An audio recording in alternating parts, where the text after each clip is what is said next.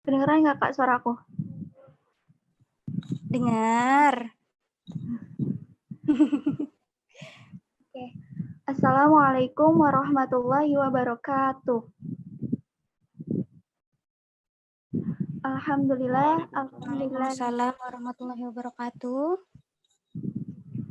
Wassalatu wassalamu ala asrafil anbiya'i wal mursalin Sayyidina Muhammadin wa ala alihi wa ashabihi ajma'in. Rabbi israh li sadri wa yassir li amri wahlul 'uqdatam min lisani yafqahul qawli amma ba'du. Pertama-tama marilah kita panjatkan puja dan puji syukur kita kehadirat Allah Subhanahu wa taala yang telah memberi rahmat dan karunia-Nya sehingga kita dapat berkumpul pada malam hari ini. Salawat serta salam marilah kita haturkan kepada junjungan kita baginda Agung Nabi Muhammad Sallallahu Alaihi Wasallam. Semoga kita mendapatkan syafaatnya di yaumil qiyamah. Amin ya rabbal alamin.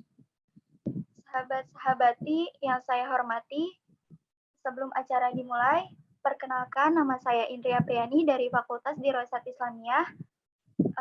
Oke, langsung saja. Acara yang pertama yaitu pembukaan. Mari kita buka acara pada malam hari ini dengan membaca surat Al-Fatihah. Liridhoillahi ta'ala wa li syafaati Rasulillahi sallallahu alaihi wasallam. Al-Fatihah.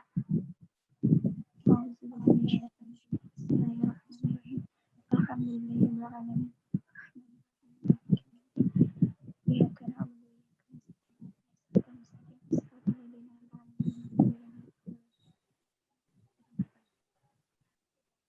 Acara selanjutnya yaitu sambutan oleh Ketua Kopri Komisariat Fakultas Dirasat Islamiyah, sahabati kaum muslim.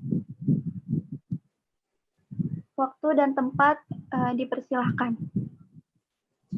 Oke, terima kasih Indri. Oke, bismillahirrahmanirrahim. Assalamualaikum warahmatullahi wabarakatuh. Waalaikumsalam warahmatullahi wabarakatuh.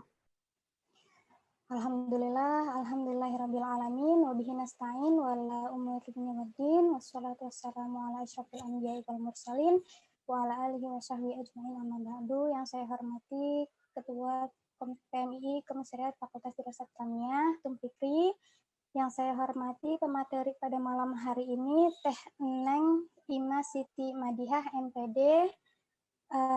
Yang saya hormati juga panitia serta jajaran pengurus PMI dan Kopri Fakultas Dirasat Islamiyah. Alhamdulillahirabbil alamin. Pada malam hari ini kita bisa berkumpul atas izin Allah. Semoga sahabat-sahabati semua selalu dalam lindungan Allah dan sehat walafiat di rumah masing-masing ya. Amin amin ya rabbal alamin. Oke, saya ucapkan terima kasih kepada panitia yang sudah bisa meluangkan waktunya untuk menyelenggarakan kegiatan ini, kegiatan yang positif, semoga kedepannya bisa menjadi lebih baik lagi. Kemudian saya ucapkan juga kepada pematerinya belum datang ya?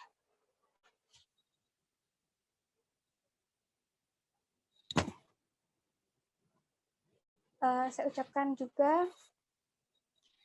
terima kasih kepada pemateri Teh Ima. Teh Ima ini adiknya senior PMII, adiknya Teh Ervi. Kalau kalian belum tahu ya, angkatan yang baru 2020, Teh Ervi ini adalah senior kita yang Masya Allah selalu jadi pemateri kita, ilmunya juga banyak banget, dan ini Teh Ima adalah adiknya. Semoga nanti kita bisa mengambil banyak ilmu ya dari Teh Ima, amin amin ya rabbal alamin. Perlu diketahui sahabat-sahabati, alhamdulillah Kopri bisa menyelenggarakan seminar, diskusi, atau bahkan kajian untuk anggota-anggota, untuk semua kader PMII dan Kopri, sehingga kita bisa berkumpul dalam lingkup positif ya, alhamdulillah. Dan semoga kedepannya kita bisa terus meningkatkan budaya baik ini, budaya di mana kita berkumpul dalam lingkup yang positif. Jadi kalau untuk isu-isu feminis atau kesetaraan gender itu tuh nggak hanya harus dipelajari oleh perempuan aja, tapi juga merata. Laki-laki pun juga harus mengetahui apa itu kesetaraan gender, feminis itu bagaimana. Perempuan juga harus dibekali dengan pengetahuan dan ilmu yang cukup ya, sehingga nggak ada yang namanya kesalahpahaman atau diskriminasi gender gitu, itu nggak ada. Jadi memang harus dibekali dengan ilmu-ilmu yang dalam gitu. Jadi nggak asal feminis sehingga mendiskriminasi salah satu gender gitu. Jadi semoga pada malam hari ini sahabat-sahabati bisa mengambil banyak pelajaran, nanti diaktifin aja diskusinya, ditanyain yang belum ngerti. Terima kasih juga sahabat-sahabati sudah hadir. Kalau bisa dihidupin kameranya, jadi biar saya tahu, biar saya tahu mukanya satu-satu ya. Saya kayaknya ini baru pertama kali ngadain kajian Kopris setelah Mapaba ya. Iya Teh, iya Teh, iya Kak Umi. Iya, nggak apa-apa, panggil aja Teteh, aku orang Sunda kok. Ya, semoga kedepannya bisa banyak lagi tuh kajian-kajiannya ya, di penerus dan penerusnya itu bisa lebih baik lagi kajiannya. Oke, sekian dari saya. Semoga lancar acaranya. Terima kasih. Wassalamualaikum warahmatullahi wabarakatuh. Waalaikumsalam warahmatullahi wabarakatuh. Waalaikumsalam warahmatullahi wabarakatuh.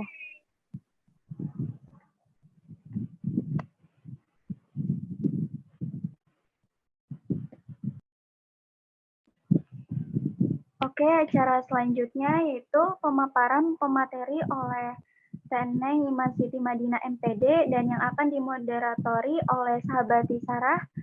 Waktu dan tempat dipersilakan Sahabati Sarah. Oke, terima kasih Sahabati Indri atas waktunya.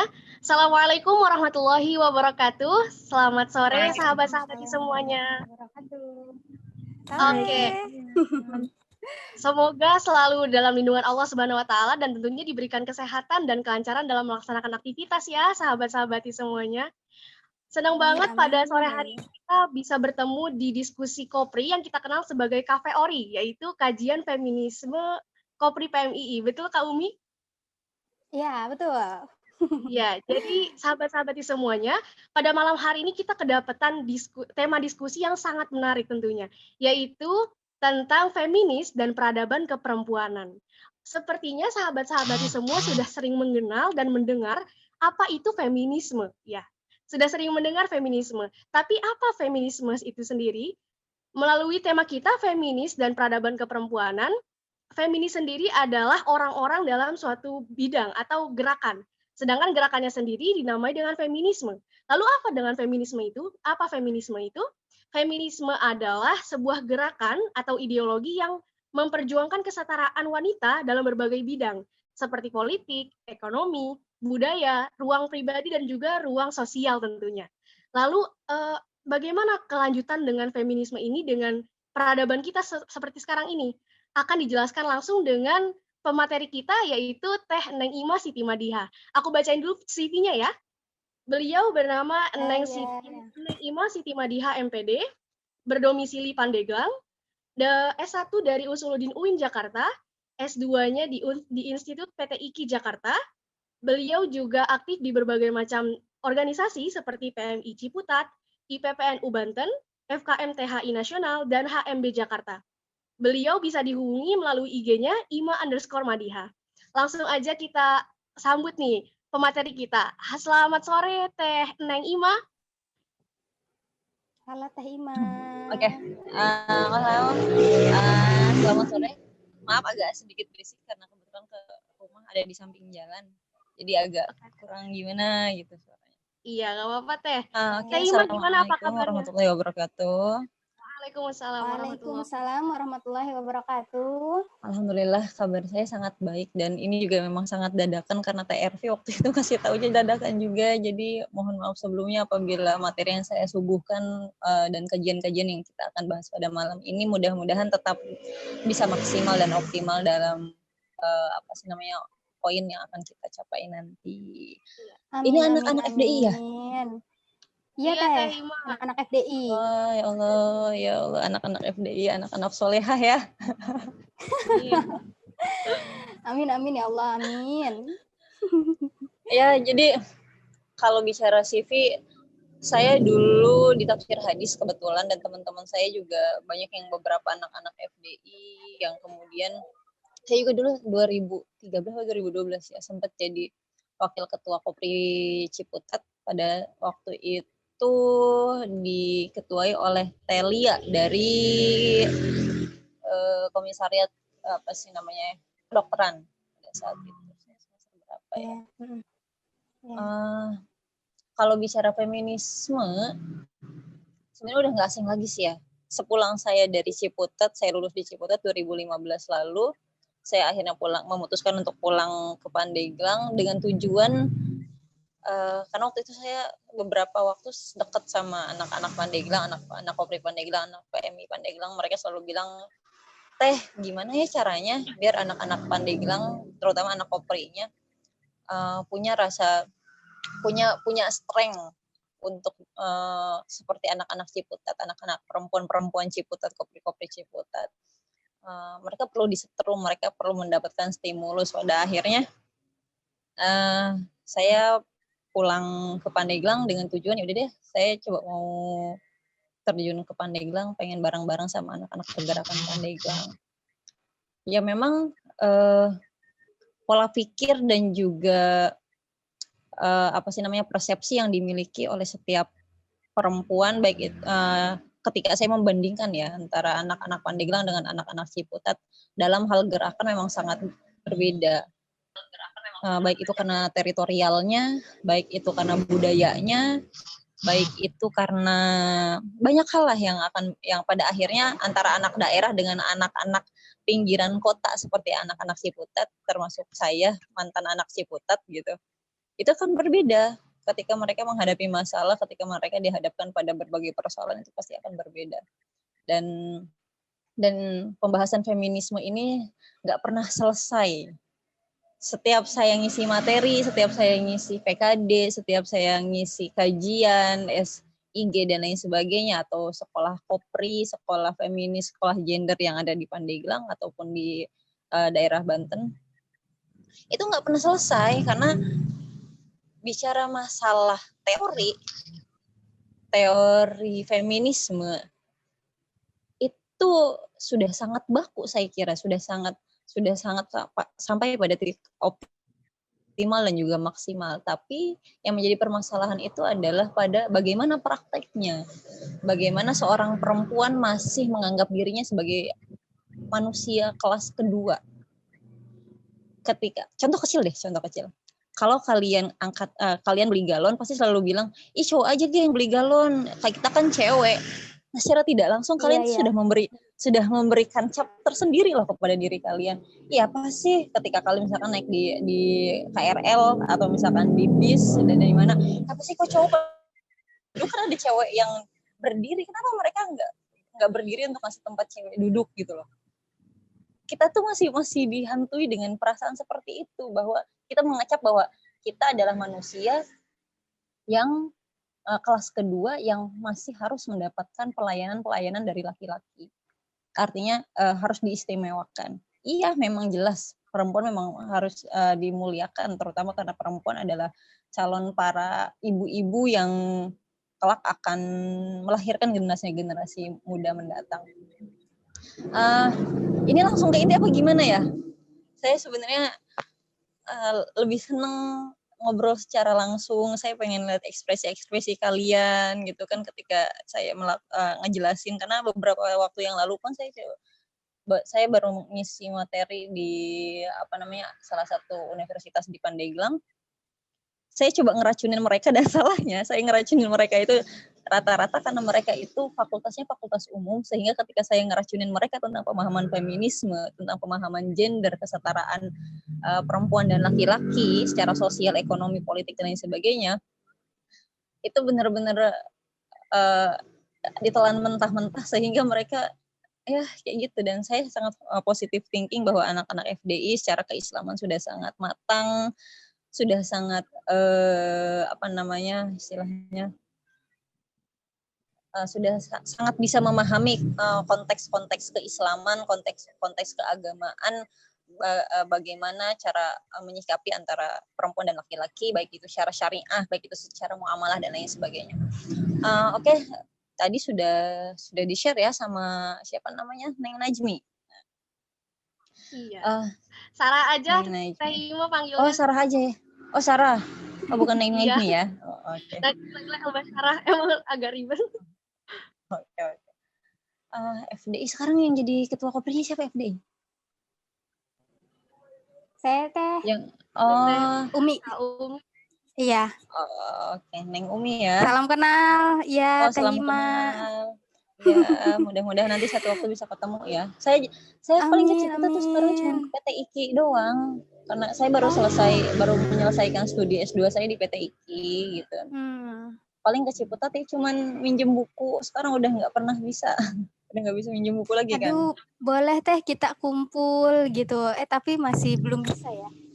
Nah, ya mudah-mudahan nanti satu waktu, karena saya ada rencana lagi untuk ngelanjutin dan bisa ngelanjutin di Ciputat lagi. Kalau TRV kan emang masih bolak-balik Jakarta Ciputat. Ya, dan Teova juga kan sudah susah untuk bolak-balik. Jadi kita ini 3 serangkai, TRV, saya dan Teova, anak-anak PMI Ciputat. Yang ya itu juga biasanya Teova dan TRV ngisi kajian di Kopri juga Teh, biasanya di SIG. Cuman kalau Teh Ima baru pertama ini ya Teh ya?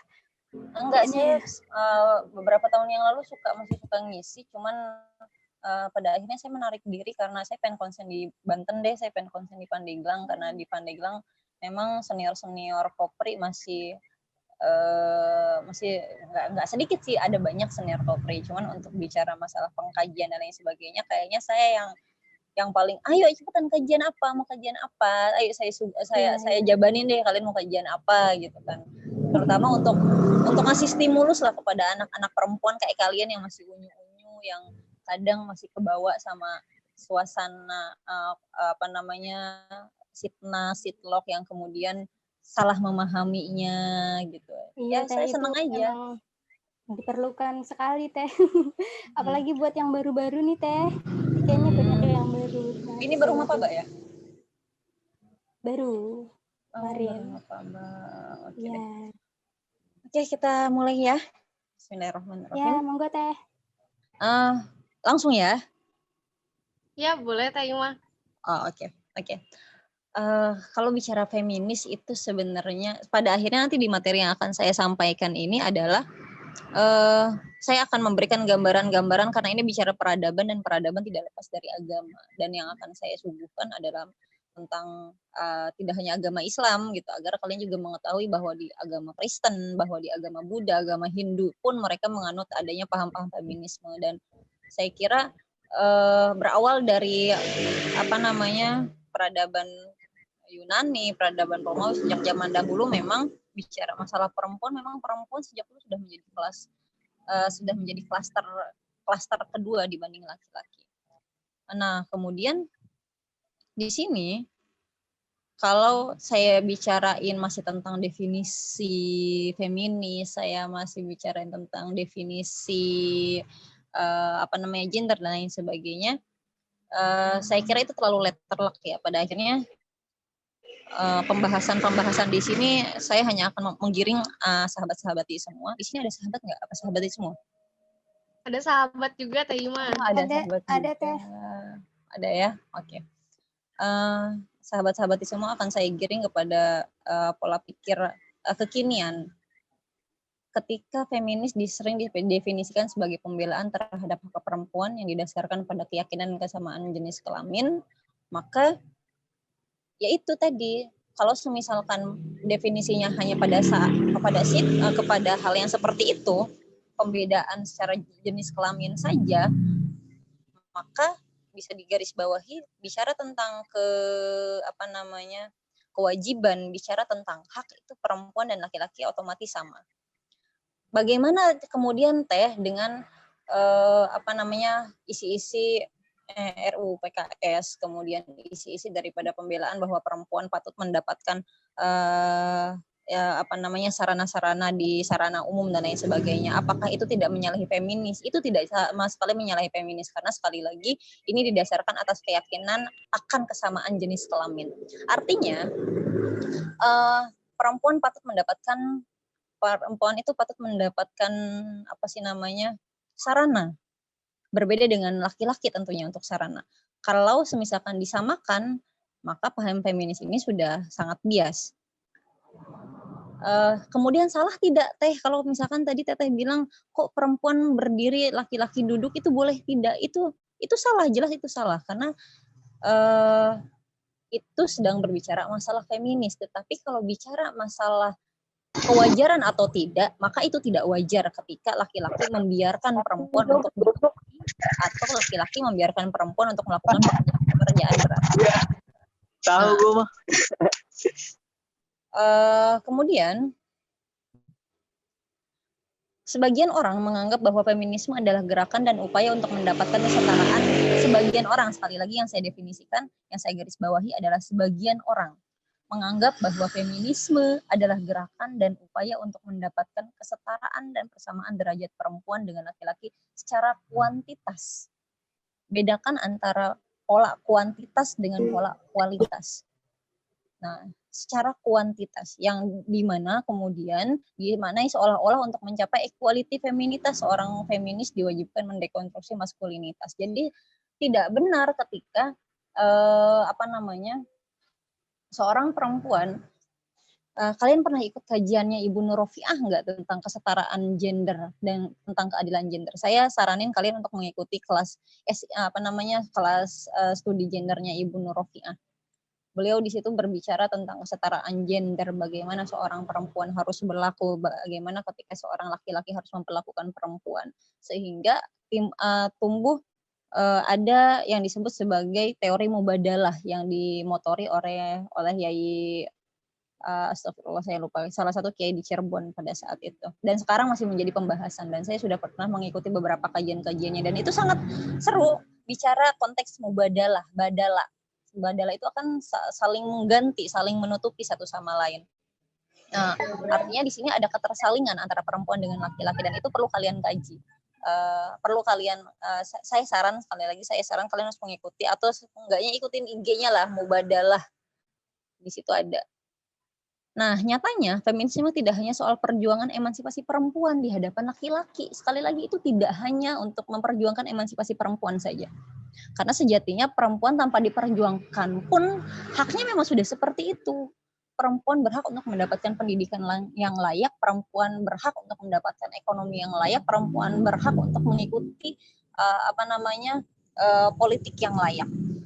Akan tetapi juga soal bagaimana lingkungan harus menyuguhkan hak yang sama. Label diskriminasi, baik itu yang disumberkan dari agama, baik itu disumberkan dari kebiasaan yang sekarang yang acap kali kita alami, itu adalah yang namanya kebiasaan yang kemudian terpola karena adanya agama, yang kemudian agama kalian pahami karena tidak, kalau bicara Al-Quran kalian tidak mengikutinya berdasarkan asbabun nuzulnya. Kalau bicara hadis, maka kalian tidak mengikuti atas asbabul wurudnya. Kenapa sampai akhirnya ar-rijalu qawwamuna 'alan nisa itu kerap dijadikan salah satu dalil yang sangat kuat bahwa perempuan tidak diperbolehkan untuk melangkahi laki-laki, kenapa dan lain sebagainya. Itu adalah pemahaman kalian yang belum sampai kepada emang asbabun nuzul al-rijalu qawwamuna 'alan nisa itu apa? Kemudian apa pada akhirnya Kanjeng Nabi membicarakan bahwa seorang perempuan tidak diperbolehkan untuk menjadi seorang pemimpin, asbabul wurudnya apa? Itu yang harus kalian ketahui sebelumnya. Kalau misalkan bicara asbabun nuzul atas adanya ar-rijalu qawwamuna 'alan nisa yang turun, yang kemudian dijadikan dalil oleh perempuan nggak boleh laki-laki dan lain sebagainya, itu asbabun nuzulnya dikarenakan itu polanya adalah karena pola keluarga, pola dalam rumah tangga, bahwa imam seorang rumah tangga itu adalah seorang laki-laki. Maka disebut ar-rijalu qawwamuna 'alan nisa. Penggunaan nisa di sini laki-laki kan derivasinya ada rijal, ada dzukur, perempuan sendiri, ada nisa, ada unsa, ada apa lagi?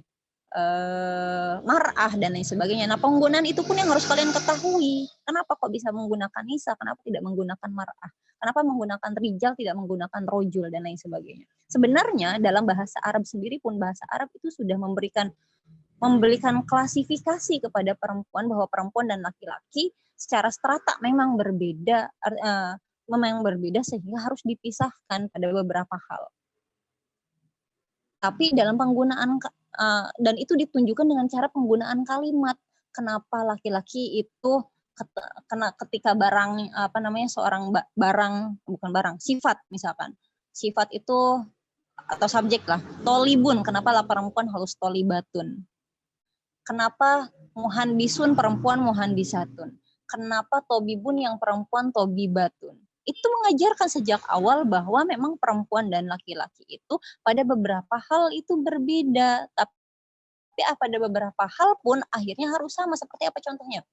Ketika semisalkan laki-laki, rojulun, kalau kalian belajar nahwu shorof pasti pernah mendengar bahwa kullu jam'un muannasun.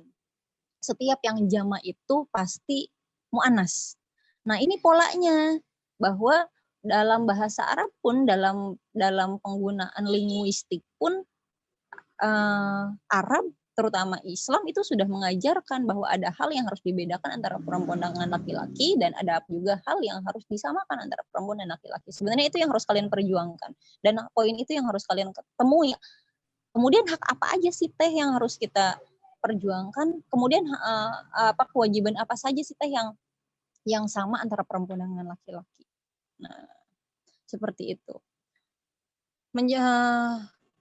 Tapi jangan sampai menjadi adanya gap antara relasi antara perempuan dengan laki-laki, relasi antara pemahaman kalian bagaimana cara memperjuangkan feminisme dengan menyatakan kewajiban dan hak kalian dengan laki-laki yang lain. Dalam perspektif hukum misalnya, feminisme dimaksudkan sebagai bentuk legal reasoning yang harus dihadirkan dalam filosofi konsideran setiap undang-undang yang dibuat oleh pemangku kebijakan. Bukannya hanya soal kuantifikasi, tapi lebih kepada kualitas teknisnya. Ini akan terasa berkeadilan karena sadar atau tidak sebetulnya laki-laki juga memiliki masalah penderitaan yang sama, yang lahir dari dominasi, eksploitasi, serta represi sistem yang tidak adil. Jadi gini, kalau bicara masalah hukum, pengambilan hukum misalkan, kalian sadar atau tidak sih kalau misalkan kayak di mufti itu fatwa-fatwa MUI itu rata-rata pasti yang ada itu adalah kiai-kiai gitu loh. Kiai itu kan identik dengan laki-laki ya. Kenapa kok kemudian pada pengambilan hukum berbicara tentang perempuan kok nyai itu tidak diikut sertakan? Makanya kenapa sekarang 2-3 tahun yang lalu kalau tidak salah, akhirnya salah satu senior Kopri Ciputat, yang di Bekasi itu, astagfirullah. Beliau akhirnya mendirikan KUPI, menginisiasi KUPI, Kongres Ulama Perempuan Indonesia, dan itu pada akhirnya memberikan stimulus kepada negara-negara lain yang juga mayoritas Islam untuk turut serta ke dalam situ. Karena jarang nyai-nyai yang kemudian membuat perkumpulan yang kemudian perkumpulannya berisi tentang fatwa-fatwa tentang perempuan. Bicara masalah misalkan RUU PKS, tentang RUU kekerasan dan lain sebagainya, yang isinya yang mengambil keputusan itu adalah laki-laki, padahal ini sedang berbicara tentang perempuan. Kenapa? Karena perempuan tidak dilibatkan di situ gitu loh. Ini sudah menjadi kebiasaan, pada akhirnya ini menjadi sebuah budaya. Makanya kenapa setiap tahunnya persentase perempuan yang masuk ke ranah DPR RI, ke ranah parlemen, itu setiap tahunnya akan ditingkatkan. Karena apa? Karena untuk mengantisipasi hal-hal yang seperti ini gitu loh, adik-adik sekalian, sahabat-sahabat sekalian. Makanya jangan pernah membatasi diri kalian untuk bisa ikut berkecimpung di ranah yang umum, di mana ada percampuran antara perempuan dan laki-laki. Jangan sampai kalian pernah membatasi itu. Karena ketika itu terjadi, bisa jadi nanti hak-hak yang seharusnya kalian dapatkan, hak-hak yang seharusnya kalian perempuan-perempuan miliki, karena yang membahas itu laki-laki, dan laki-laki secara kontekstual mereka tidak paham kebutuhan perempuan, itu bisa hilang karena mereka tidak paham dengan kebutuhan perempuan itu seperti apa. Makanya jangan sampai kalian hanya membatasi diri pada kopri saja, kalian hanya membatasi diri misalkan pada kegiatan-kegiatan keperempuanan saja, jangan sampai membatasi diri sampai di situ. Kalian berhak untuk bisa sampai kemanapun yang bisa kalian ikuti. Nah, kita mulai membahas tentang ini. Dalam agama Kristen, seperti apa itu agama Kristen memahami dan juga menyikapi tentang feminisme.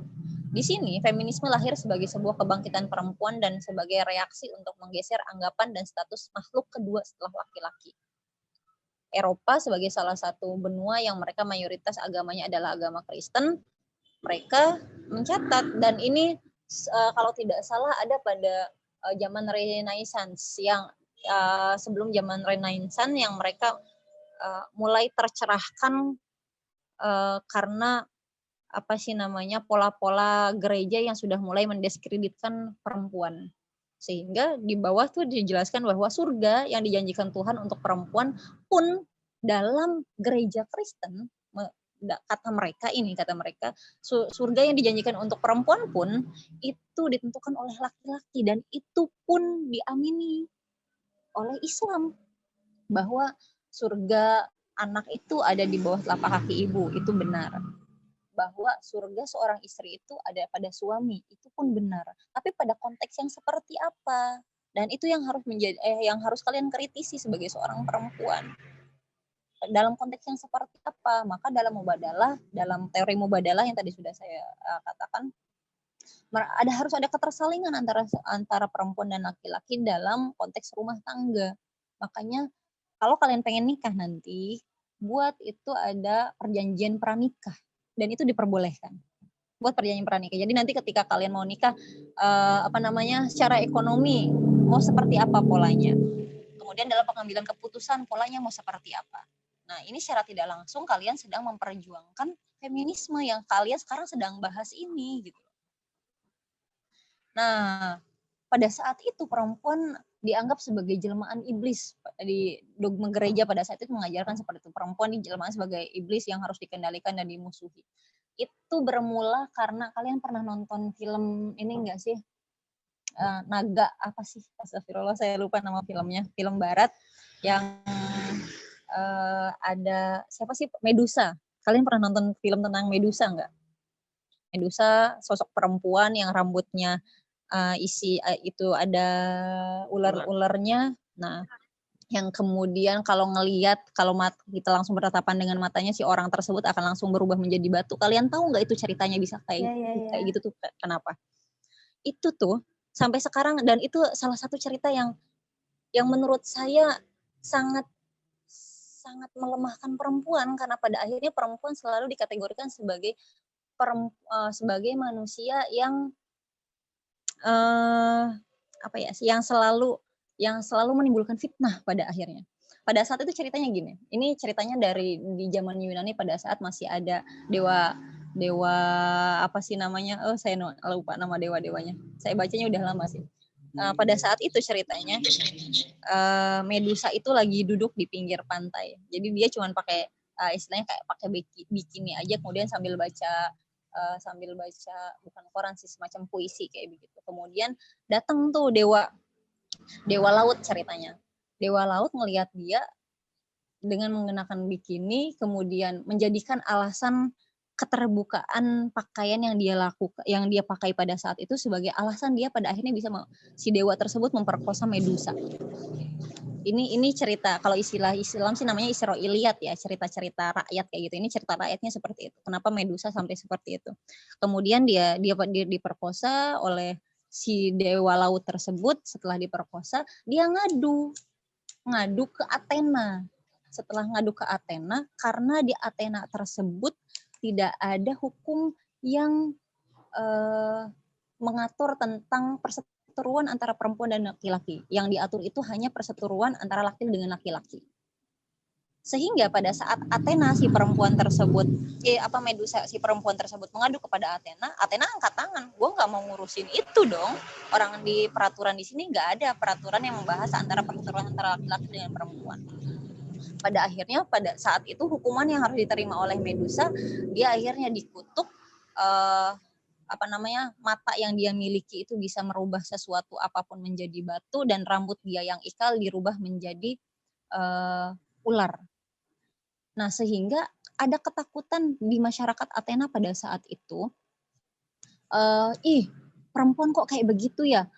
Perempuan gara-gara menimbulkan fitnah yang kemudian fitnahnya tersebut justru malah diamini oleh masyarakat karena dia sudah menyebabkan dewa yang mereka hormati mampu sampai bisa memperkosa Medusa. Perempuan kok iblis banget ya? Nah, sampai pada saat itu diperangilah si Medusa tersebut. Karena pada saat itu Medusa ya udah, yang namanya saya sudah dicap jelek, akhirnya laki-laki yang tiap ngelihat saya sihir jadi batu gitu kan. Akhirnya Athena mengutus salah satu gubernurnya, salah satu prajuritnya untuk bisa membunuh si Medusa tersebut. Tapi ternyata membunuhnya pun tidak fair. Medusa tersebut dibunuh pada saat dia sedang tidur. Pada saat sedang tidur, matanya itu dia copotin, karena kalau matanya terpasang di sini, orang kalau kelihatan sedikit langsung jadi batu gitu. Pada akhirnya pada saat Medusa sedang tidur, matanya dicopot, kepalanya dipenggal sampai dibawa kemudian di depan Athena.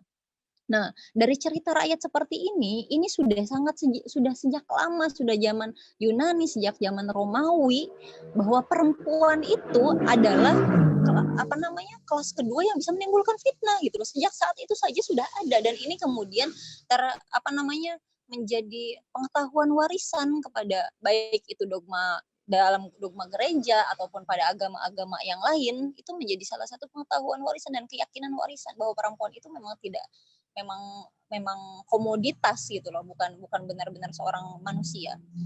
Itu menurut Kristen pada saat itu. Nah, berbicara masalah Hindu, bagaimana dengan Hindu? Ternyata Hindu ini berbeda, sahabat-sahabat. Di kitab usia Veda yang beribu-ribu tahun tidak mempengaruhi dalam pola berpikir modern tentang perempuan. Perempuan menempati posisi yang istimewa baik di rumah maupun di masyarakat dalam peradaban Veda. Dalam pandangan Hindu, perempuan harus diperlakukan dengan halus dan sopan santun.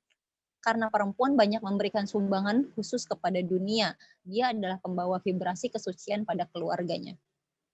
Nah, saya heran kok bisa gitu loh Hindu ini dari mana kok mereka pada akhirnya bisa menghilangkan asas patriarki yang selama ini diyakini oleh banyak agama.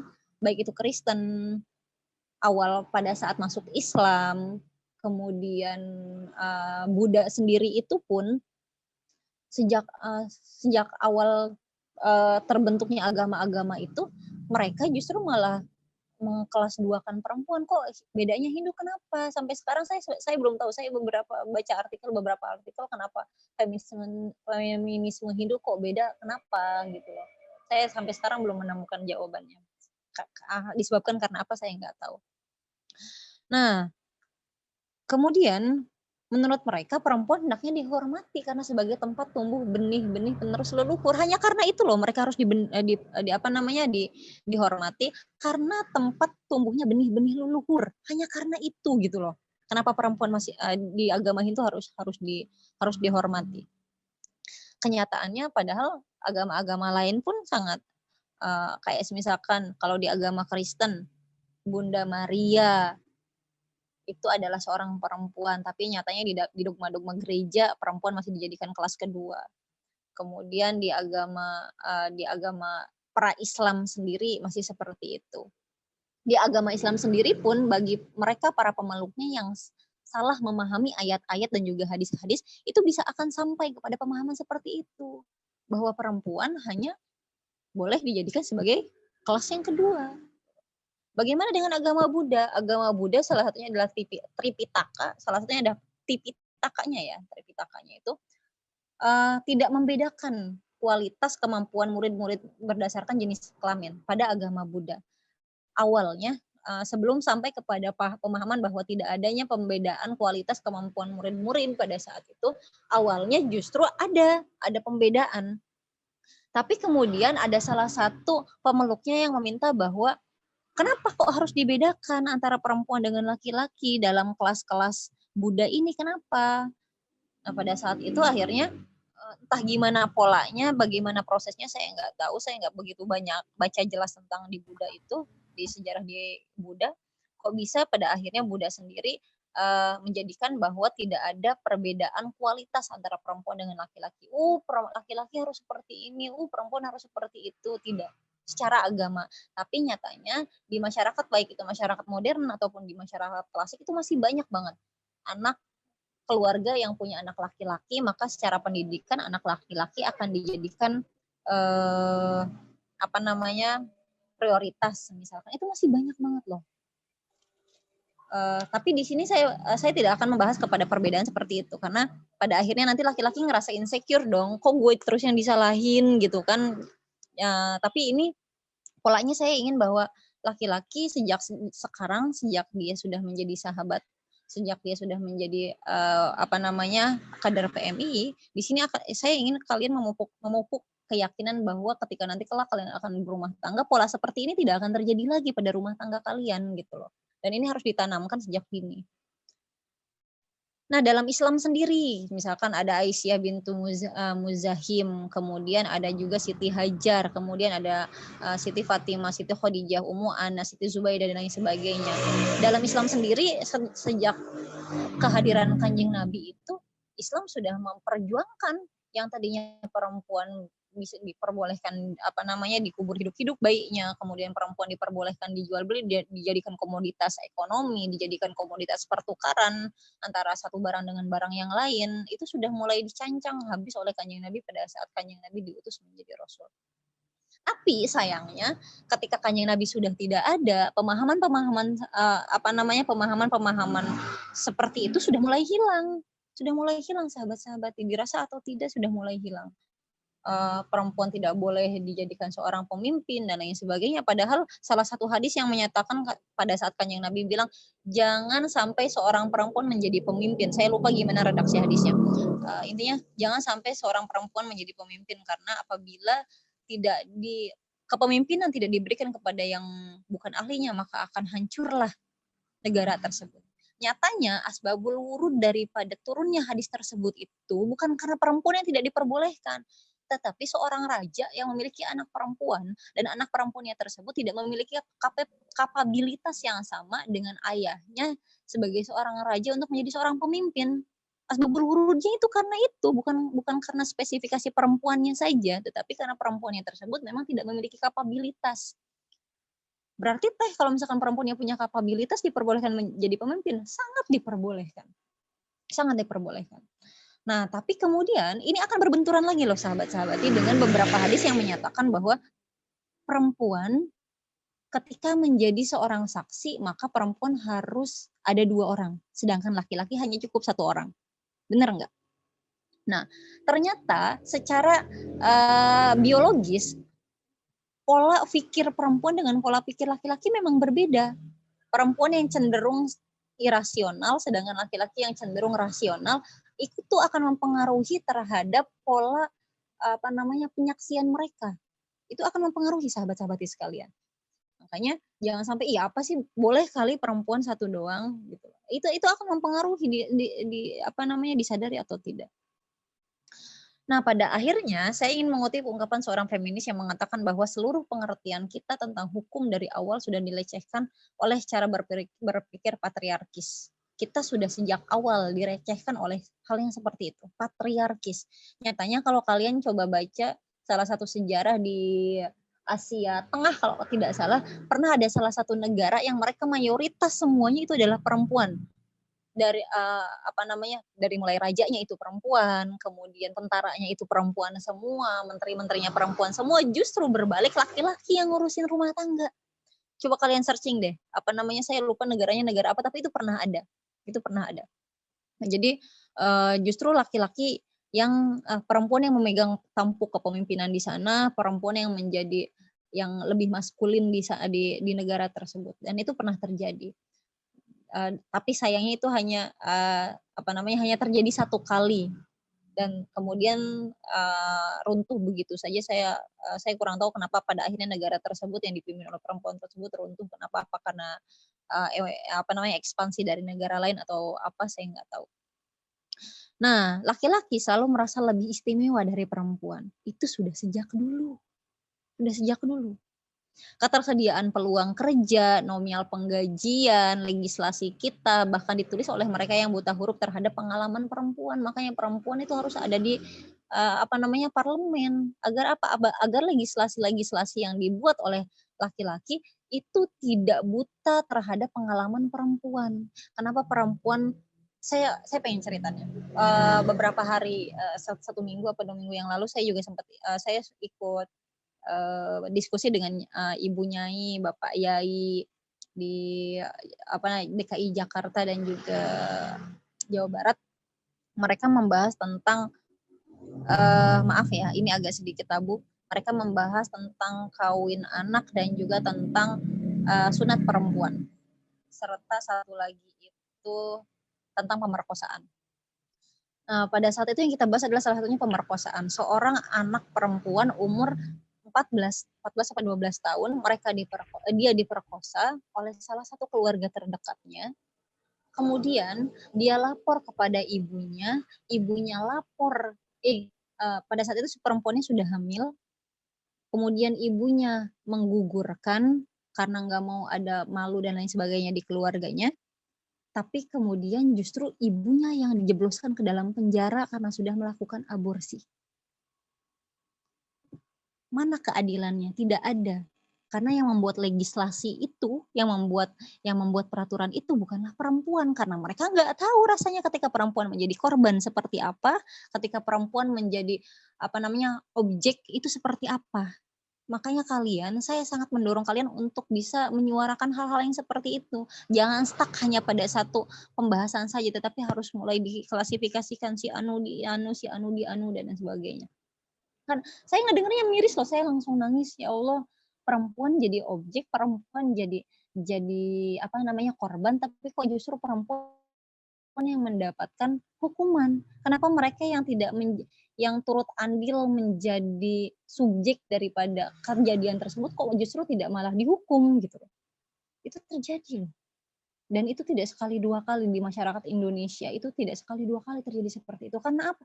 Ya karena ini legislasi yang dibuat oleh laki-laki saja, tidak ada keterlibatan perempuan di dalamnya gitu.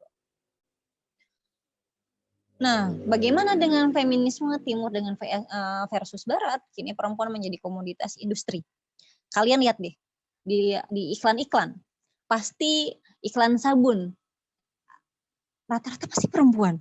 Iklan sabun Lux lah, iklan sabun apalagi sampo Pantene lah, dan lain sebagainya. Itu pasti perempuan loh yang jadi ininya gitu loh. Karena apa ya? Karena menurut mereka perempuan menarik. Ketika perempuannya cantik, memberikan visualisasi yang bagus dan lain sebagainya, ya perempuan itu sangat patut dijadikan komoditas dalam industri gitu loh. Percaya atau enggak, itu memang terjadi. Dan kadang-kadang kita, kok cantik ya dia pakai ini, kok dia cantik kok pakai Dove, kok dia cantik kok pakai ini, dan lain sebagainya gitu loh. Perempuan secara tidak langsung sudah dieksploitasi dalam dunia industri. Di saat kaum feminis dengan lantang menyuarakan kesetaraan gender, semua ini akibat tidak adanya perhatian terhadap posisi dan kedudukan perempuan, terutama di dunia barat. Sebab posisi perempuan acap kali diturunkan hanya sebagai komoditas kapitalisme maupun pemenuhan kebutuhan biologis laki-laki pada saat itu. Dewasa ini juga hampir setiap produk dari rumah mewah hingga permen memanfaatkan perempuan sebagai alat propaganda. Kalian pernah nemu nggak sih yang suka SPG laki-laki, kalian pernah nemu nggak? Pasti rata-rata SPG itu perempuan. Dengan mengenakan pakaian yang seksi, dengan menggunakan pakaian yang terbuka gitu loh. Kemudian apalagi SPG rokok kan, hello kakak, boleh dicoba rokoknya. Kemudian saya tuh miris banget melihatnya loh. Sumpah, demi apapun saya miris banget melihatnya perempuan diperlakukan seperti itu gitu loh. Emang tidak ada cara lain apa selain menjadikan perempuan sebagai SPG dengan mengenakan pakaian yang terbuka dan lain sebagainya gitu. Makanya ya peradaban ini tuh seperti sudah akan kembali kepada pola peradaban terdahulu, seperti sudah akan kembali kepada pola peradaban zaman jahiliyah. Banyak perempuan yang bangga ketika auratnya terbuka semisalkan. Padahal ketertutupan perempuan dalam memakai pakaian, kesopanan perempuan dalam mengenakan pakaian itu menjadi salah satu puncak peradaban yang dimiliki oleh seorang manusia. Karena pada saat dulu manusia ketika lahir mereka tidak ada pakaian. Ketika manusia pertama kali turun, Kanjeng Nabi Adam alaihissalam dan juga ibunda Siti Hawa turun ke dunia aja mereka tidak mengenakan pakaian. Maka ketika kita sudah tertutup seperti ini menjadi salah satu peradaban yang paling tinggi yang dicapai oleh manusia. Percaya atau tidak, itu menjadi peradaban yang paling tinggi yang kita capai sampai saat ini. Tapi jangan sampai terlalu jangan sampai terlalu keterlaluan dalam berpakaian. Kata Teh Ima harus menutup aurat. Ya udah Pak, ditutup aja semuanya dari atas sampai bawah mata kaki dan lain sebagainya. Tidak seperti itu. Tapi konteksnya adalah bicara pakaian yang sopan, pakaian yang mencerminkan bahwa kita ini adalah seorang perempuan yang beradab. Konteksnya adalah di situ. Closing statement-nya adalah, dalam pandangan Islam, feminisme bukanlah sebuah cara untuk memperbaiki keadaan perempuan. Akan tetapi, Islam telah mengatur, telah menjelaskan secara jelas kedudukan, peran dan fungsi perempuan dalam keluarga, masyarakat, dan juga negara. Perempuan itu sudah dalam Islam sudah ditetapkan, sudah ada, tinggal kitanya bagaimana mengolah dalam kehidupan kita sehari-hari. Gugatan yang dilancarkan oleh gerakan feminisme pada intinya dilakukan oleh perempuan yang kurang tahu tentang hak dan kewajiban yang sudah diatur dalam ajaran Islam. Tapi saya sedikit agak timpang juga sih dengan closing statement saya sendiri. Dan bagi perempuan yang sudah mempelajari serta mendalami ajaran Islam dengan baik dan benar, mereka malah bersyukur karena ajaran Islam telah mengatur hak dan kewajiban perempuan secara rinci dan jelas. Jadi ketika perempuan sekali lagi, Islam tidak pernah membatasi perempuan untuk main di ranah sosial, tidak pernah membatasi perempuan untuk main di ranah masyarakat, tidak pernah membatasi perempuan untuk main di ranah politik. Tapi Islam tetap mengingatkan kepada perempuan bahwa perempuan harus kembali kepada fitrahnya sebagai seorang perempuan, sebagai seorang yang harus menjaga muruahnya, sebagai seorang perempuan yang harus menjaga akhlaknya. Berarti laki-laki nggak perlu menjaga akhlak dan muruah? Tetap perlu sama. Perempuan dan laki-laki sama-sama harus menjaga hak dan juga muruahnya sebagai seorang manusia. Maka tidak heran ketika ayat Al-Quran menjelaskan bahwa orang yang paling bertakwa itu adalah Allah itu tidak memandang manusia karena jenis kelaminnya, tetapi didasarkan atas ketakwaannya. Itu saja Al-Quran sudah menjelaskan loh, bahwa Allah itu tidak bias gender. Sekali lagi, Allah itu, agama Islam itu, Kanjeng Nabi itu, para pendahulu kita, tidak ada yang bias gender. Nah, mungkin sekian, saya yakin mudah-mudahan akan ada banyak pertanyaan, dan ini saya kira tidak memuaskan yang saya paparkan pada malam ini. Maka saya akan membuka porsi tanya jawab sesantai mungkin, mau berapa yang ini, mudah-mudahan kita bisa saling melengkapi satu sama lain. Terima kasih. Wallahul muwaffiq ila aqwamit thoriq. Wassalamualaikum warahmatullahi wabarakatuh. Waalaikumsalam warahmatullahi wabarakatuh. Terima kasih Teh Ima Siti Wadiha atas paparan materinya. Ini sangat menarik banget ya teman-teman semuanya, sahabat-sahabati. Oke, langsung aja seperti yang dibilang sama Teh Ima, kita langsung buka sesi diskusi ya Teh Ima ya. Ada yang mau bertanya kira-kira nih sahabat-sahabati? Pasti ini menarik sekali. Aku dong. Oke, siapa nih? Sahabat siapa nih? Perkenalkan dulu, Assalamualaikum warahmatullahi wabarakatuh. Waalaikumsalam warahmatullahi wabarakatuh. Saya dari Komisariat Institut Agama Salahuddin Al-Ayyubi, Bekasi, Tambun. Gini, saya pengen meluruskan ya tentang Ar-Rijalu Qawwamuna 'alan Nisa. Yang dimaksud dalam ayat ini asbabul nuzulnya bukan kepada keluarga, tapi kalau kita bedah secara kalimat, Ar-Rijal ini maknanya bukannya lelaki tapi sifat lelaki. Contoh pemberani, terus bijaksana. Ya kalau sifat mah kan siapa juga boleh memiliki kan gitu ya. Nah, dalam konteks Ar-Rijal ini lelaki gitu. Asbabul nuzulnya bukan kepada keluarga. kayak gitu. Itu yang saya pengen luruskan. Itu saya mengkaji daripada Kiai Ahmad, siapa tuh yang dari Cirebon, saya lupa. Ya, yang kedua yang pengen saya tanyakan, moderator ini suaranya jelas nggak ya? Jelas sahabat, silakan. Tanya. Iya. Pertanyaannya, kita lihat belakangan tahun ke belakang gitu ya, bahwasannya ada anak memperkosa ibu, ibu menjual anak, ibu membunuh anak. Dan ada sebuah hadis yang tadi narasumber kita katakan, bahwasannya surga itu ada di bawah telapak kaki ibu. Dan yang pengen saya tanyakan, apakah masih ada surga kepada ibu yang membunuh anak, yang membuang anak itu sendiri? Mohon dijelaskan secara rinci, Ibu moderator. Sekian. Oke, terima kasih sahabat atas pertanyaannya. Teh Ima mau dijawab dulu langsung atau dikumpulkan dulu pertanyaannya nih? Dikumpulkan aja dulu kali ya. Oke, siap. Oke. Tadi ada pertanyaan yang pertama dari teman kita, sahabat kita. Yang berikutnya, pertanyaan berikutnya, ada sahabat atau sahabati yang ingin bertanya? Saya Kak izin bertanya. Oke, silakan sahabat. Tadi sahabat dulu ya, habis itu kita yang sesi pertanyaan ketiga, nanti sahabati. Sahabat siapa tadi sebelumnya?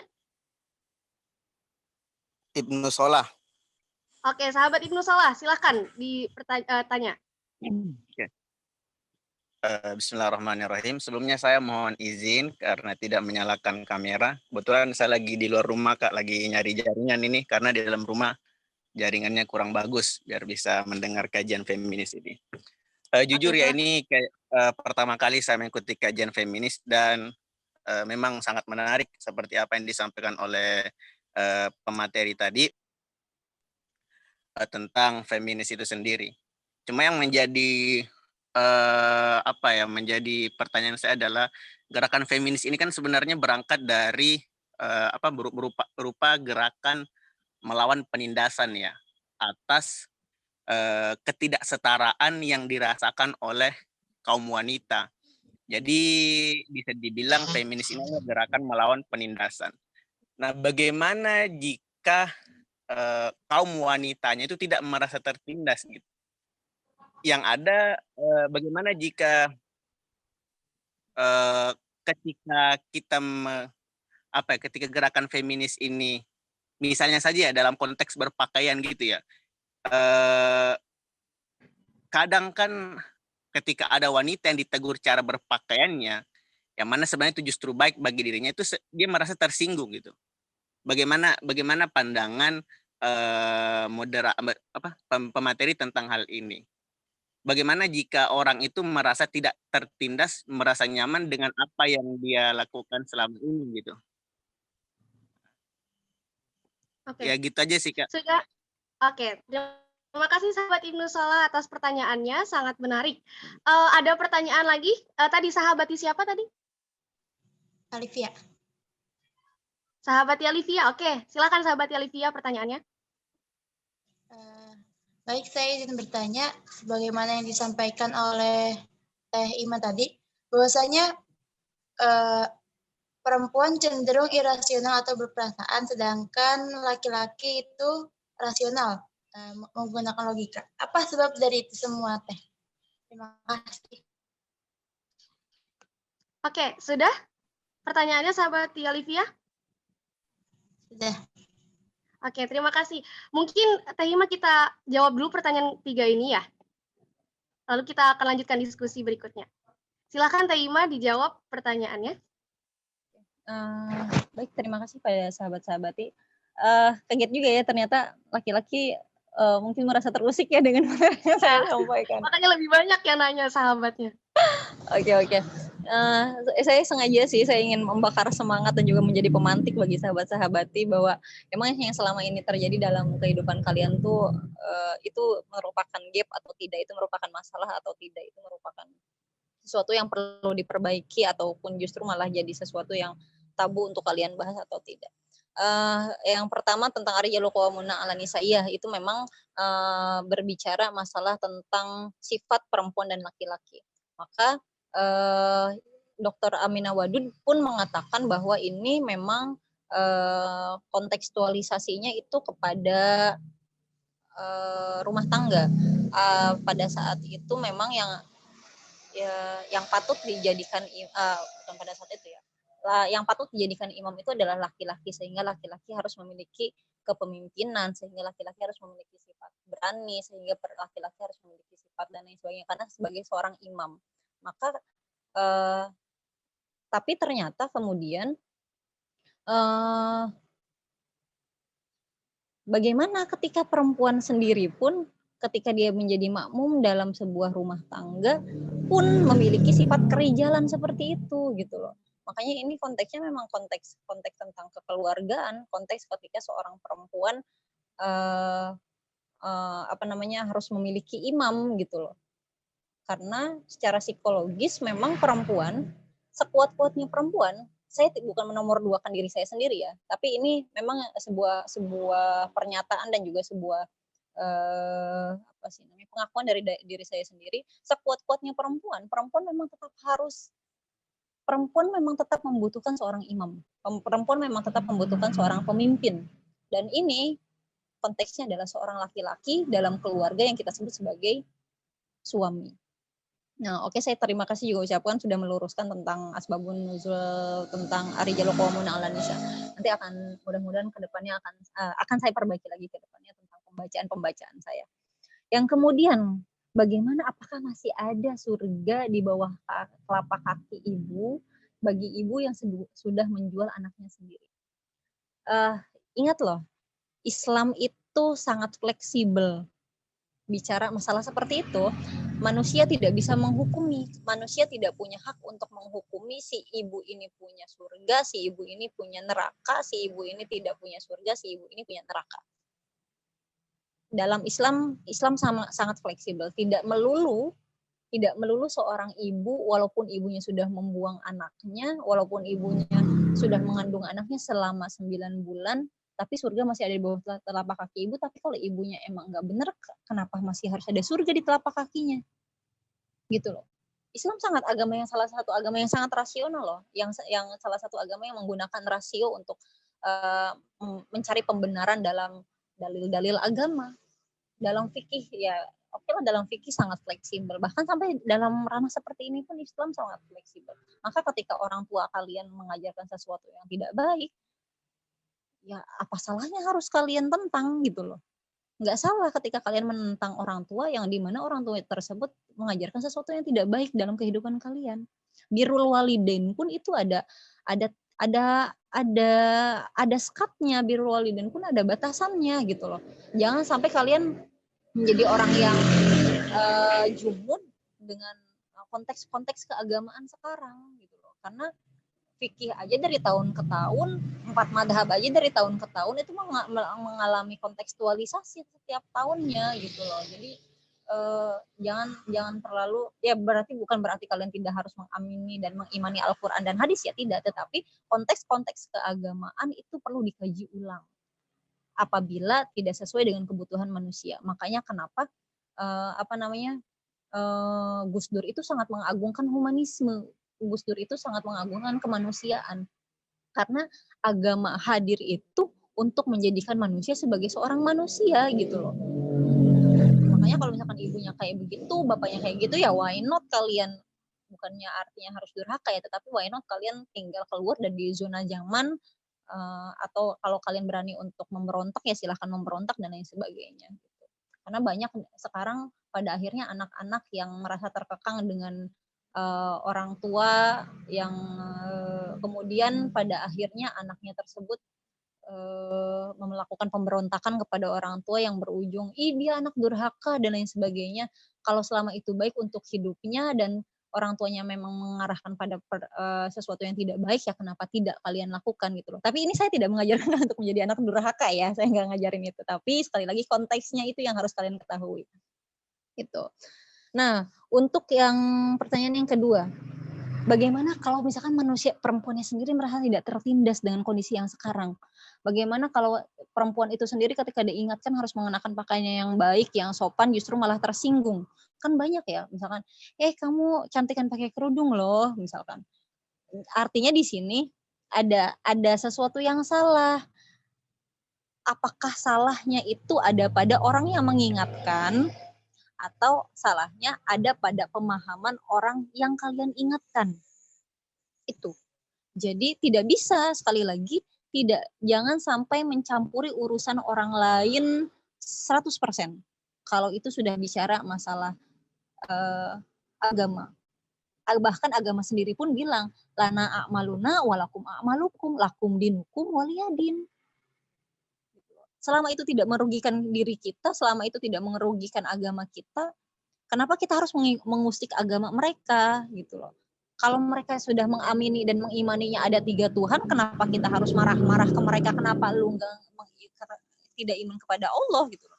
Kalau mereka mengamini dan mengimaninya ada beribu-ribu dewa, ya kenapa kita harus narik-narik mereka? Ya sudah. Gitu. Jadi bagaimana ketika perempuannya tidak merasa tertindas? Maka gerakan feminisme ini memang tidak merata di setiap negara, tidak merata di setiap daerah. Bahkan di daerah saya pun di Pandeglang, feminisme ini tidak ada. Mana ada yang paham feminisme? Nggak ada. Ibu-ibu yang paham feminisme itu nggak ada. Mereka yang paham feminisme itu cuma mereka anak-anak gerakan, anak-anak PMII, anak-anak HMI, anak-anak GMNI, dan lain sebagainya. Hanya anak-anak itu yang paham. Kemudian ketika mereka terjun ke masyarakat, buyar sama pemahaman mereka tentang feminisme. Karena apa? Itu gap antara paham feminisme dengan kehidupan mereka tidak bisa menemukan itu, tidak bisa menemukan titik temu. Nih ketika saya bahkan saya sendiri pun pernah menjadi salah satu korban pemahaman feminisme saya. Artinya gini, budaya klasik, kemudian saya pergi ke Jakarta, di mana saya mendapatkan banyak ilmu, saya kajian dan lain sebagainya, membuka pola pikir saya, datang ke rumah. Semua orang-orang klasik, orang-orang pondok pesantren, salafi dan lain sebagainya, yang bukan pasti sih, kenyataannya berbeda pola pikirnya dengan saya.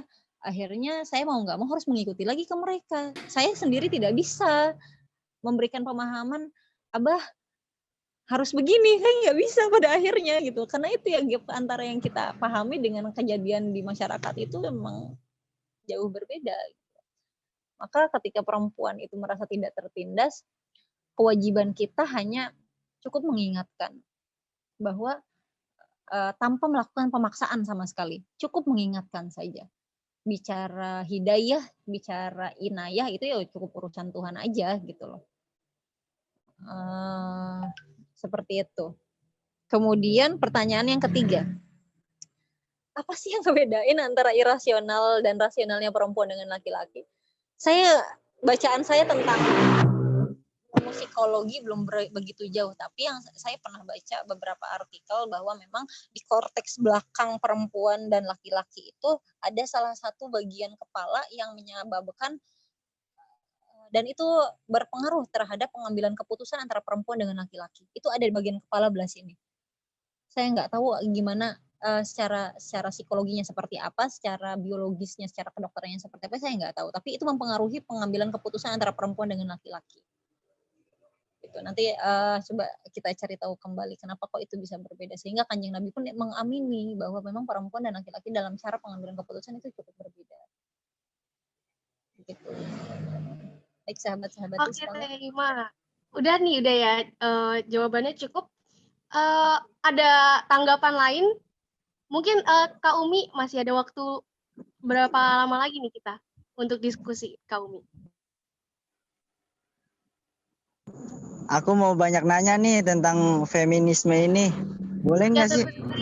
Ya, tunggu sebentar sahabat ya. Kita tanya dulu waktunya. Gimana Kak Umi? Kita ngasih waktu sih sampai jam 9:30. Cuma kondisional aja ya. Mengikuti pemateri nanti kalau misalnya memang sudah cukup, ya nggak apa-apa dicukupi gitu Kak. Oke, silahkan kalau masih ada yang nanya, mudah-mudahan kita ini saling bagi pengalaman aja ya sebenarnya. Kita saling bagi pengalaman aja. Banyak yang mau Oke, ditanyain mungkin. Iya. Dan ini sepertinya banyak yang tertarik dari sahabat-sahabat untuk bertanya nih justru ya. Baik, sahabat tadi siapa yang mau bertanya? Aku mau bertanya nih. Iya, sahabat siapa namanya? Ini kan ada namanya ya di situ. Bisa dibaca kan? Iya. Jadi perempuan tuh kalau kata menurut Hegel, beliau teori Hegel tuh dalam buku Karl Marx yang pembahasan tentang manusia, keluarga, agama, dan negara. Menurut beliau tuh peran perempuan tuh dilihat dari semangat zamannya gitu. Kalau menurut Hegel dalam buku Karl Marx kayak gitu. Yang saya pengen tanyakan kayak gini, berbicara kan tentang feminisme, lepas dari kalimat gender gitu ya, kesetaraan dalam struktur PMII gitu ya. Kenapa harus ada PMII dan Kopri gitu? Dan menurut saya di situ udah nggak ada kesetaraan dalam struktur PMII gitu. Karena ada sekatan-sekatan untuk bergerak kan kayak gitu. Contoh ya dari PMII nggak bisa dong memimpin sebuah Kopri. Tapi dari Kopri bisa memimpin di pengurus besar gitu.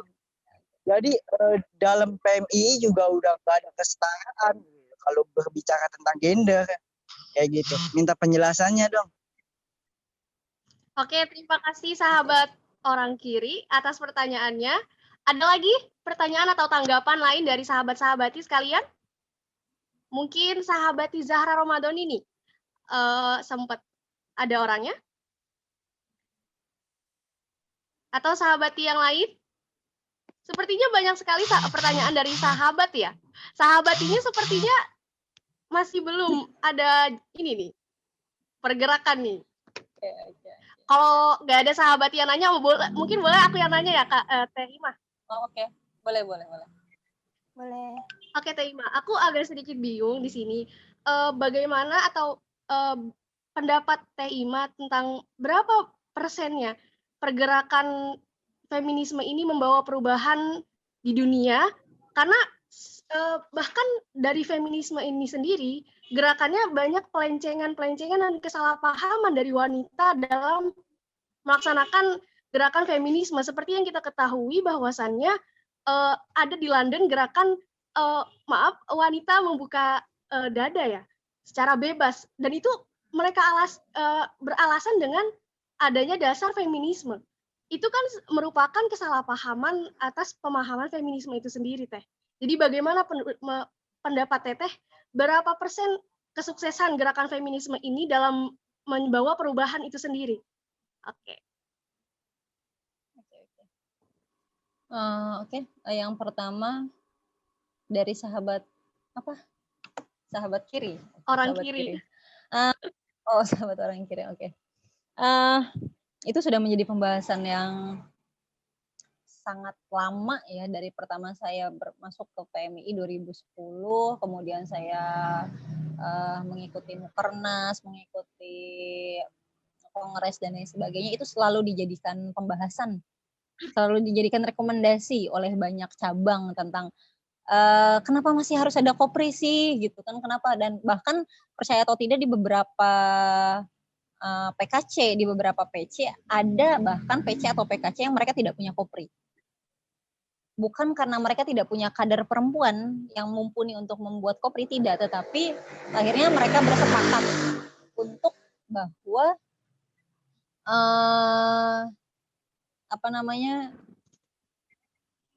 bahwa perempuan dan laki-laki itu patut untuk berada pada satu organisasi. Mereka sepakat untuk itu. Salah satunya yang banyak itu ada pada di daerah-daerah sekarang masih ada nggak ya? Saya nggak terlalu update juga. Di beberapa PKC atau PC di daerah Indonesia Timur, dari mulai Sulawesi ke sana, itu ada beberapa PC-PKC yang mereka tidak mempunyai koprinya. Karena itu alasannya, bahwa kita masih bisa bareng kok di satu organisasi PMII gitu. Tapi kenapa kok masih ada saja kopri di PC, kopri di PKC, justru itu malah membuat gap yang sangat luas antara perempuan dengan laki-laki bicara di ranah sosial dan juga politik gitu.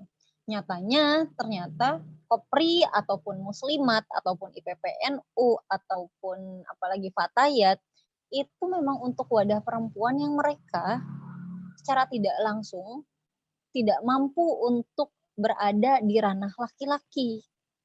Karena tidak semua perempuan punya paham yang sama, tidak semua perempuan punya adrenalin yang sama ketika berada di dalam ranah laki-laki. Disadari atau tidak.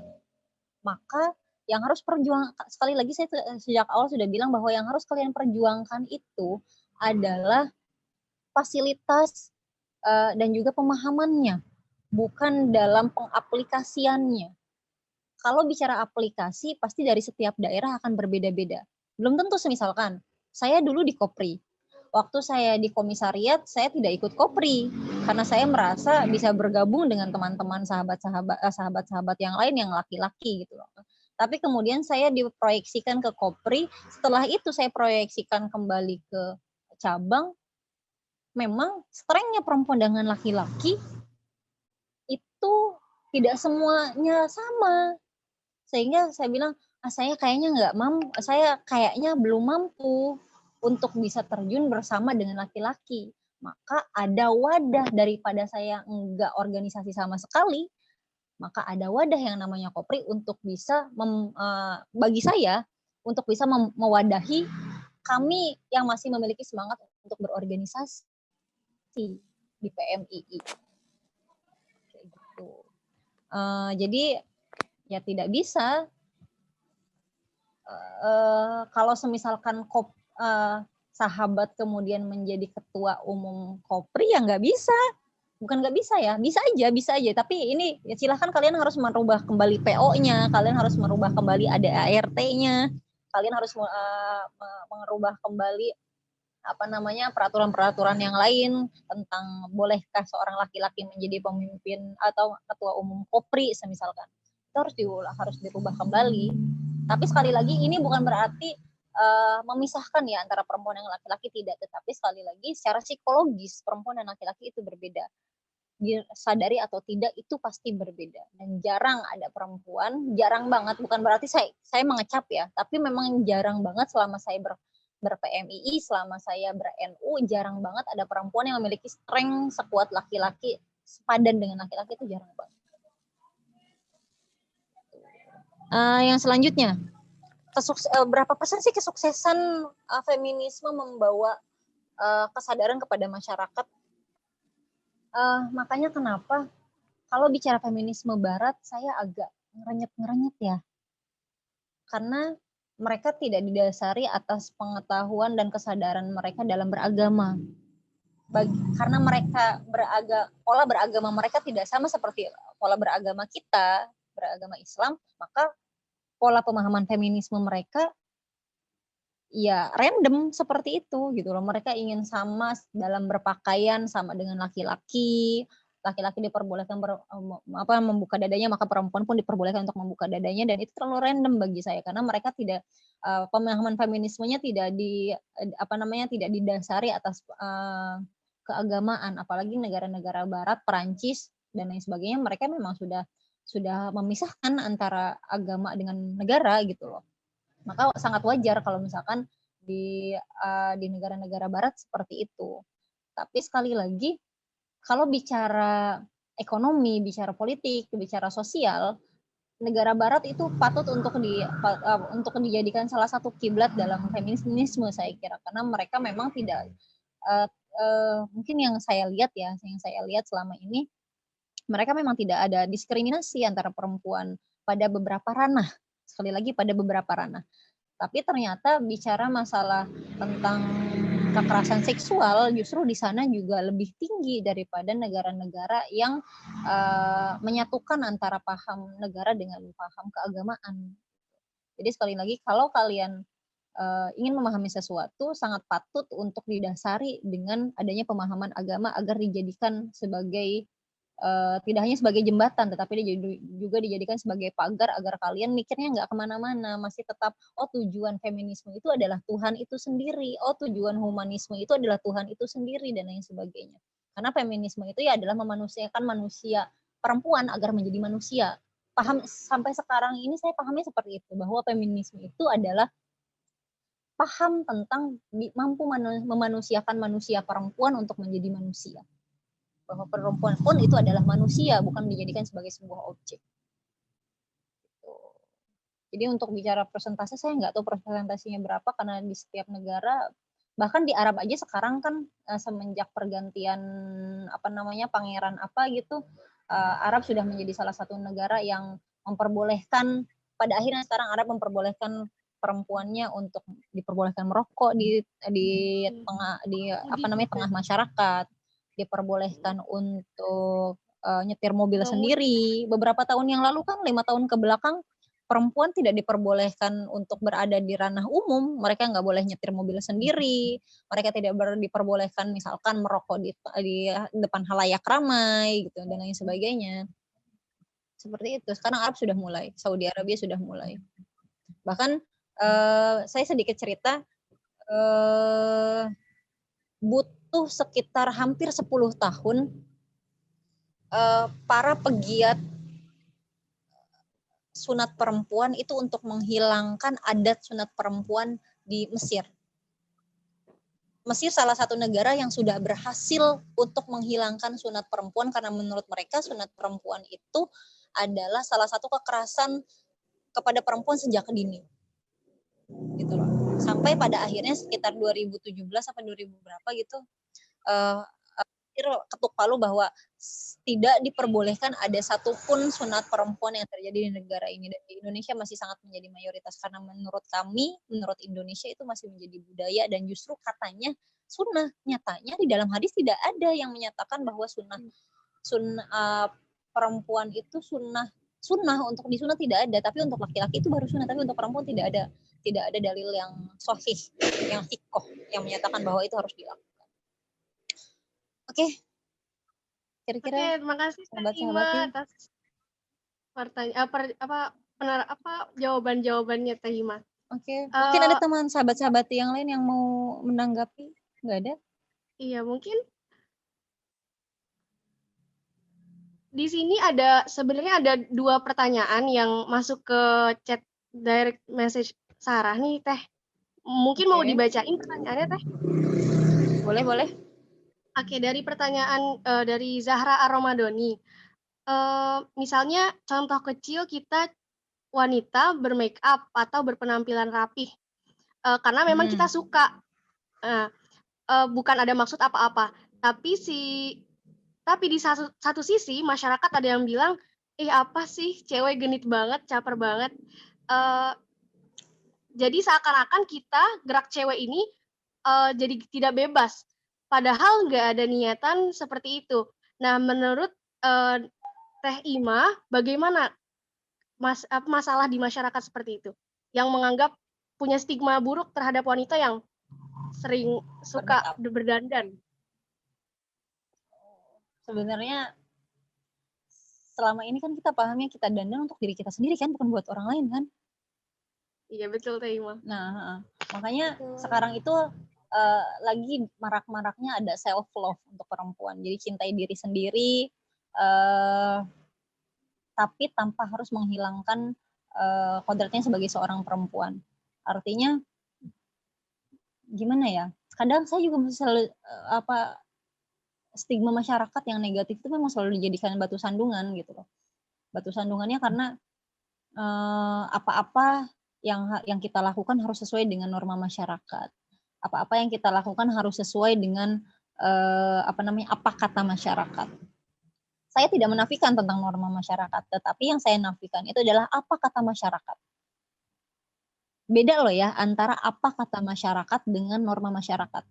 Norma masyarakat itu secara tidak langsung sudah diamini oleh kita semua. Tetapi kalau bicara apa kata masyarakat, itu saya kadang-kadang sudah mulai tutup telinga.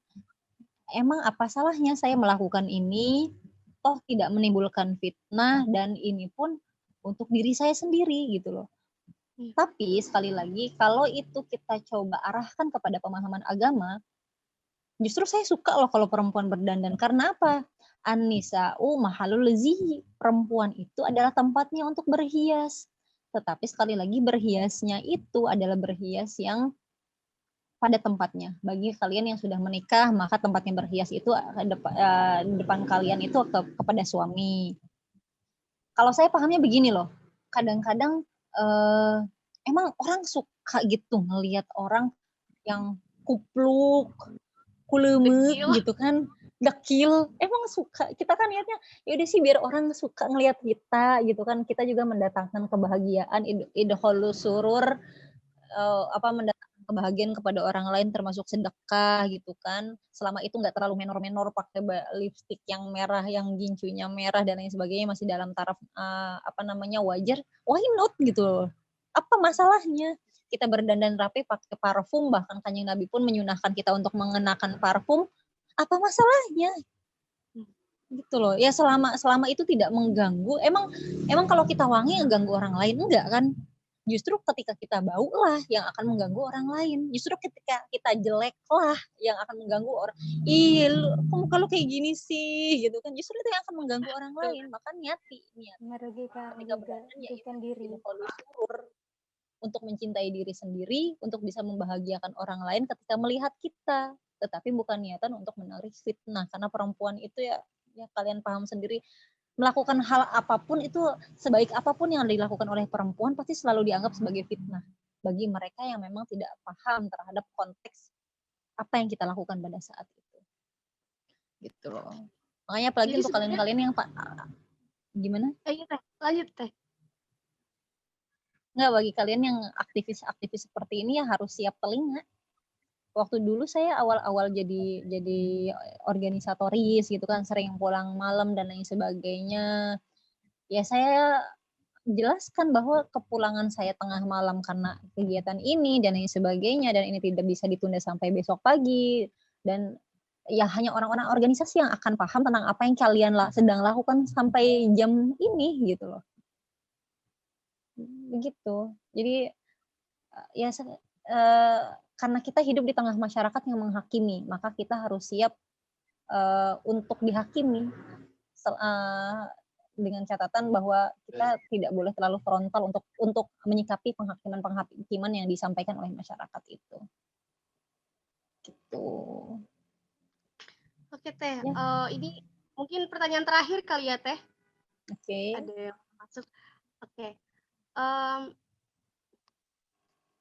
Dari sahabat Nasid, jika feminisme adalah suatu gertakan atau adalah suatu gerakan, sebuah kesetaraan, bagaimana kita sebagai laki-laki harus menanggapinya? Apakah kita itu harus pro, kontra, ataukah kita hanya harus status quo saja? Sedangkan kata kakak tadi, kalau feminisme itu jika sudah terjun ke masyarakat, itu hanya jadi wacana saja, tak berbuah apa-apa. Jadi pentingkah adanya feminisme ini? Begitu Teh.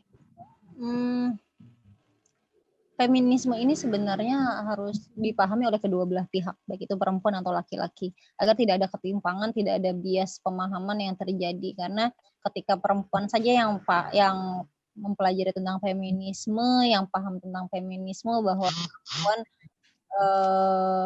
layak untuk mendapatkan hak yang sama dalam pendidikan, semisalkan.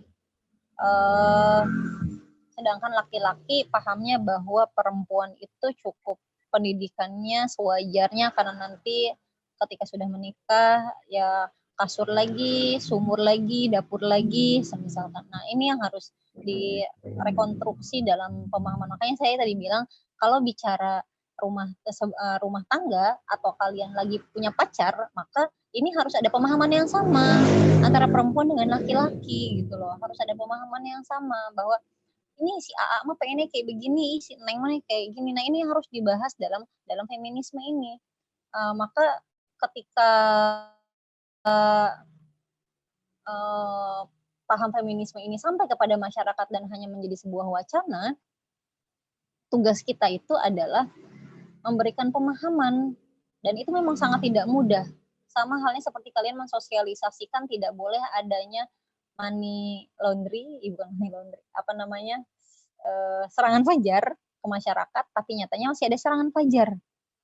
Karena bagi mereka bermanfaat. Maka ketika kalian bilang bahwa feminisme itu harus ada dalam masyarakat, tetapi karena masyarakat sudah sejak dini terpatri dalam pemikirannya bahwa perempuan itu harus seperti ini dan laki-laki harus seperti ini tanpa adanya kesepakatan, sebenarnya yang menjadi tolak ukur dari adanya feminisme itu adalah kesepakatan. Kesepakatan yang harus ada. Dan sekali lagi, tidak boleh ada yang saling kepala batu antara perempuan dan laki-laki dalam menyepakati adanya feminisme ini. Bagi laki-laki bagaimana menyingkapinya? Ya laki-laki sudah punya power, laki-laki sudah punya ruang tersendiri. Kalau semuanya diisi sama laki-laki, power yang dimiliki oleh laki-laki itu hanya diisi, ruang yang dimiliki itu hanya diisi oleh laki-laki, maka perempuan pun akan disimpan di mana apabila laki-laki tidak memahami tentang ini gitu loh. Saya kira laki-laki yang menjadi feminis itu masih sedikit loh. Salah satunya baru Kiai Hussein, kemudian putranya dari Kiai Ali Yafi, kemudian siapa lagi yang saya kenal ya? Astagfirullah, yang punya teori mubadalah tuh. Masih sedikit laki-laki yang menjadi feminis di Indonesia itu masih sedikit, saya kira. Makanya saya sangat berharap dari PMII, dari anak-anak PMI Ciputat akan lahir feminis laki-laki yang juga ya bukan berarti laki-laki ketika menjadi feminis jadi yang cemen ya, tidak, tetapi justru mereka malah memperjuangkan yang seharusnya didapatkan oleh oleh perempuan dan laki-laki dalam kesetaraan gitu loh. Jadi ketika laki-laki menjadi seorang feminis, dia tidak hanya melulu berbicara masalah perempuan loh, tapi dia juga sedang membicarakan dirinya sendiri agar bisa ada kesepakatan antara kedua belah pihak. Jadi kalau kamu nanti, siapa tadi yang nanya, kalau nanti kamu punya pacar, si laki-laki itu punya pacar, carilah perempuan yang mereka tidak melulu berpangku tangan kepada laki-laki, tapi mereka mau untuk berdiskusi tentang berapa persentase saya sebagai seorang perempuan ketika bersama dengan kamu menjadi pacar, berapa persentase saya menjadi perempuan ketika saya sedang menjadi seorang organisatoris. Sama halnya ketika kalian menjadi ibu rumah tangga, berapa persentase yang harus kalian lakukan ketika jadi ibu rumah tangga, dan berapa persentase kalian ketika menjadi seorang wanita karir. Itu harus disepakati loh, itu harus disepakati. Maka sering ada kan status-status yang bilang kalau kalian seorang laki-laki milih perempuan rumahan, maka harus siap kalian yang mencari uang, nafkah, dan lain sebagainya. Kalau kalian menikahi perempuan yang berkarir, maka kalian harus siap rumah diurus oleh orang lain, dan lain sebagainya. Ya itulah yang namanya kesepakatan. Begitu. Oke, Teh Ima. Terima kasih atas jawabannya, Teh Ima. Jadi pada intinya, feminisme ini justru memperjuangkan yang namanya kesetaraan dan kita mencari kesepakatan antara kedua belah pihak ya Teh. Jadi bukan hanya memenangkan dan membela satu posisi yaitu wanita, justru lelaki sendiri juga perlu ya mendukung gerakan feminisme ini.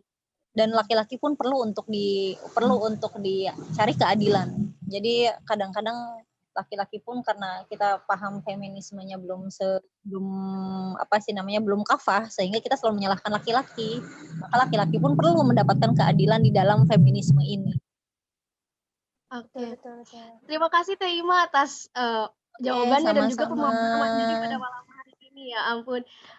Mungkin sangat banyak sekali nih Teh Ima, sahabat dan sahabat yang tertarik dengan pembahasan feminisme ini. Ya karena memang seperti apa kata Teh Ima, pembahasan feminisme ini tidak akan pernah berakhir ya Teh Ima ya.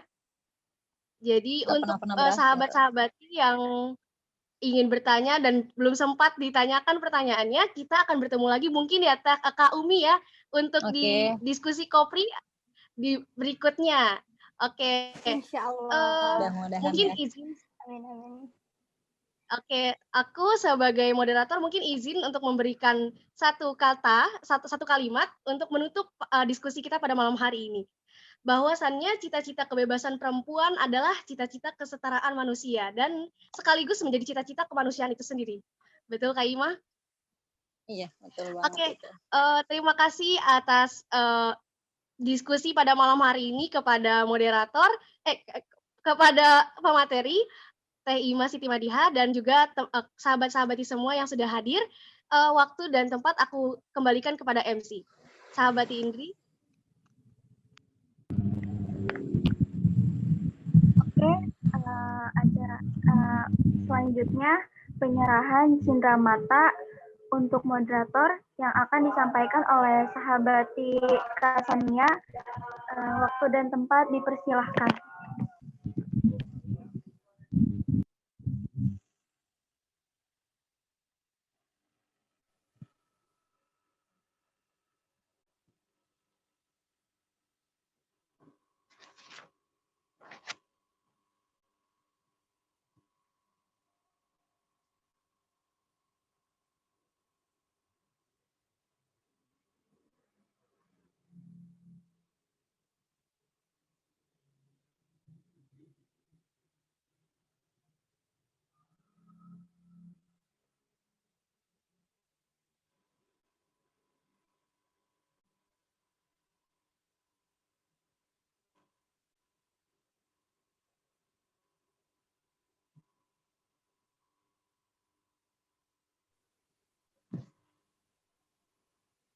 Bisa, Sarah, untuk sertifikatnya?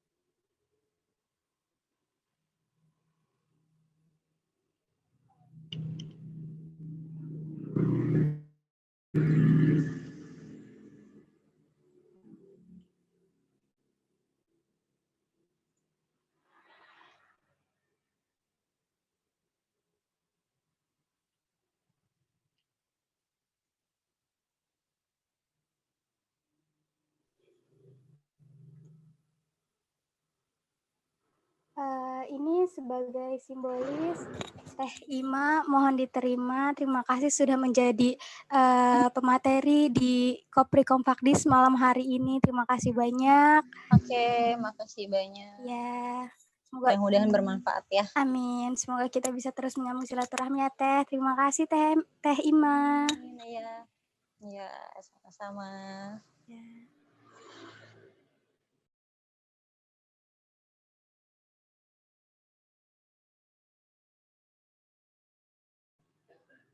Sudah diperbolehkan? Kita foto dulu ya Teh ya. Oh, oke. Host Kak Sarah. Yang lain tolong dihidupin kameranya ya. Oke, bisa dihidupkan kameranya. Terima kasih.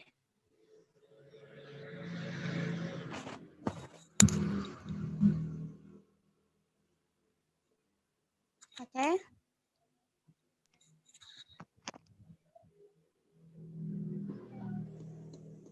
Sudah? Semuanya siap ya? Hitung. Oke, semuanya siap ya? 1, 2, 3, sebentar.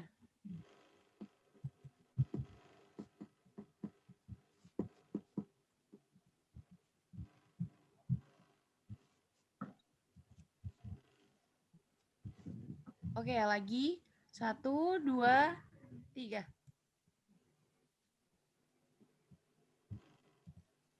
Oke, sekali lagi. 1, 2, 3. Terima kasih. Oke. Terima kasih Teh Ima, terima kasih banyak. Iya, makasih banyak sahabat-sahabati semua. Mudah-mudahan nanti kapan-kapan kita main ya ke sana. Amin, amin, amin. Terima kasih Teh. Baik, saya izin live ya.